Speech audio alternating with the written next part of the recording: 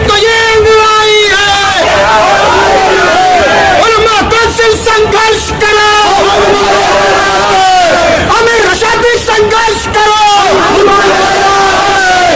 उलमा कौंसिल जिंदाबाद, अभी तो ये लड़ाई है,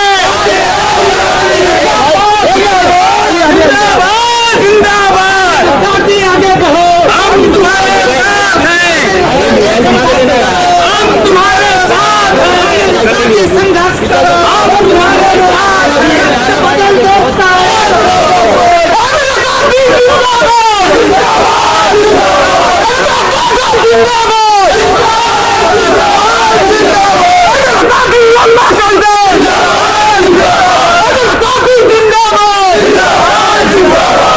राष्ट्रीय उलेमा काउंसिल पार्टी का राज्य स्तरीय कार्यकारिणी सम्मेलन मुंबई में आयोजित। 16वां वर्धापन दिन राष्ट्रीय उलेमा काउंसिल पार्टी की राज्य स्तरीय कार्यकारिणी का महत्वपूर्ण मेलावा मुंबई के मशहूर रंग शारदा हॉल में रखा गया। इस कार्यक्रम में पार्टी के राष्ट्रीय अध्यक्ष आमिर रशादी मदनी मुख्य अतिथि के रूप में उपस्थित रहे। मजरूह सुल्तानपुरी के बेटे इंदलीब सुल्तानपुरी ने पार्टी में प्रवेश किया।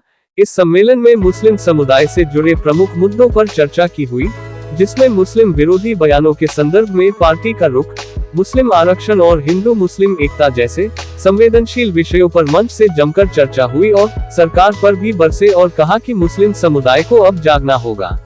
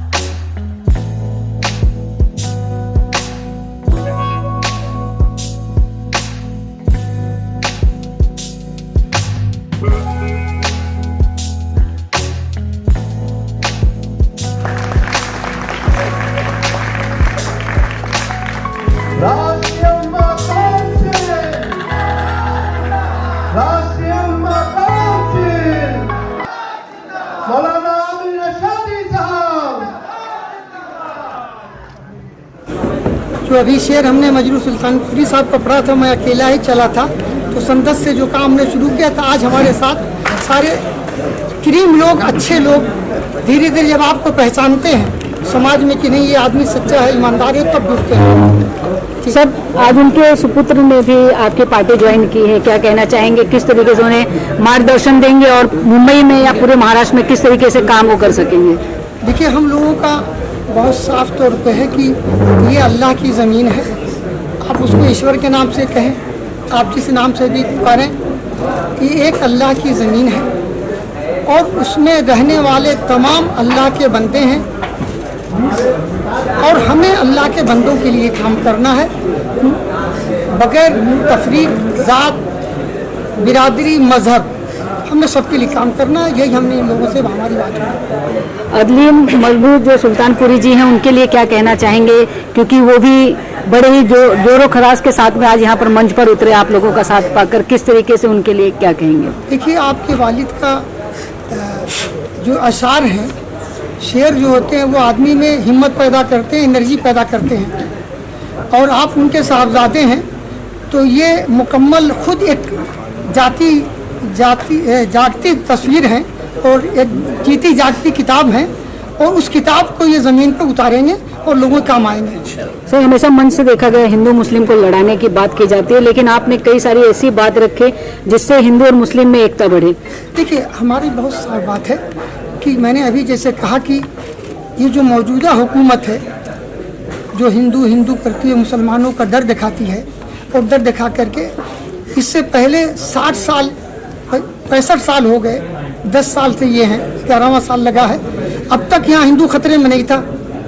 तो मोदी जी ने ऐसा क्या कुकर्म कर दिया कि उनके आने की वजह से हिंदू खतरे में पड़ गया?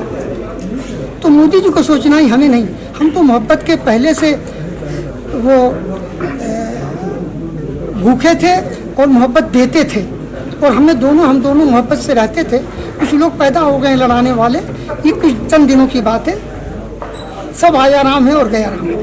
अदनान सर क्या कहना चाहेंगे, किस तरीके से काम करेंगे, क्योंकि हमेशा आपके जो पिता हैं उन्हें लेकर आप आगे चलते थे, उनके मार्गदर्शन जिस तरीके से लोगों को वो दिया करते थे या बहुत सारी चीज़ें उन्होंने की इस देश के लिए, आप किस तरीके से उनकी बात को रखेंगे और आगे लेकर चलेंगे इन सभी चीज़ों को? देखिए, जिन्होंने जैसे शेख साहब ने कहा कि मैं खुद एक जीती जागती तस्वीर हूँ अब्बा की, मजरूह सुल्तानपुरी साहब की। मैं अगर ज़मीन पे उतरा हूँ तो उसकी सबसे बड़ी बात यह है कि उनका नाम को लेके उतरूँगा, उनकी नाम की इज़्ज़त रखूँगा और उनका काम जो अधूरा जो उनके अशार में दिखता है उसको पूरा करने की कोशिश करूँगा और दिल से मेहनत करूँगा और अल्लाह की मदद लेके करूँगा। अकेले नहीं कर पाऊँगा जब तक अल्लाह की मदद नहीं। लेकिन ये ज़रूर है कि उनका नाम मेरे पीछे है, तो मुझे मालूम है हर कदम फूक फूक के रखूँगा कि उनका नाम मेरी तो कोई औकात ही नहीं है। उनका बहुत बड़ा नाम है, तो मैं ऐसा कुछ काम ना कर लूँ कि उनके नाम पे धब्बा लगे।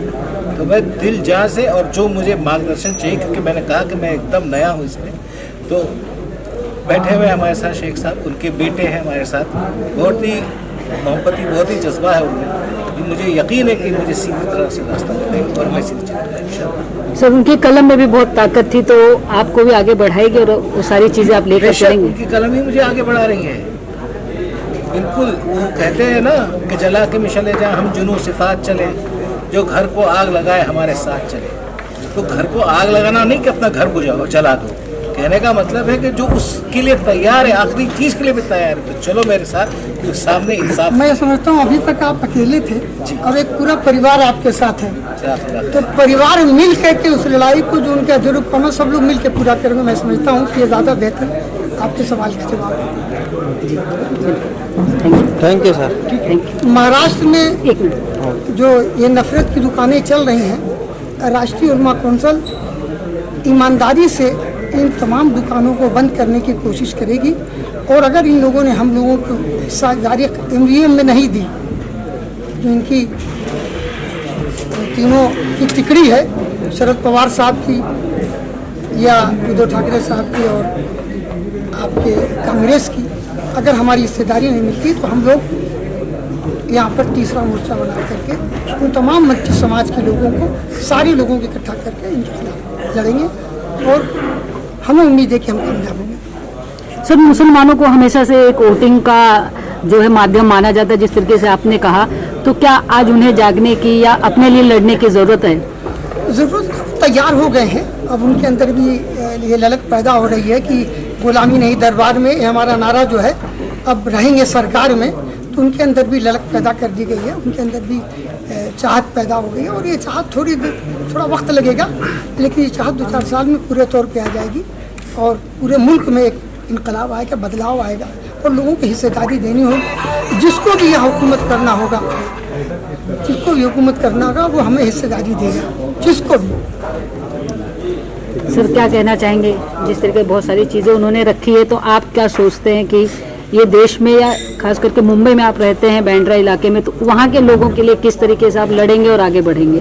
ये इन्होंने जो बयान दिया है, वही चीज़ जो है असल चीज़ है कि हम मोहब्बत को लेके चलेंगे। हम मोहब्बत की दुकान नहीं खोलेंगे, हम मोहब्बत को लेके चलेंगे। सामने वाला जिसके साथ जुल्म हो रहा हो, चाहे वो हिंदू हो चाहे वो मुस्लिम हो, जो भी हो, हम उसकी मदद के लिए चलेंगे।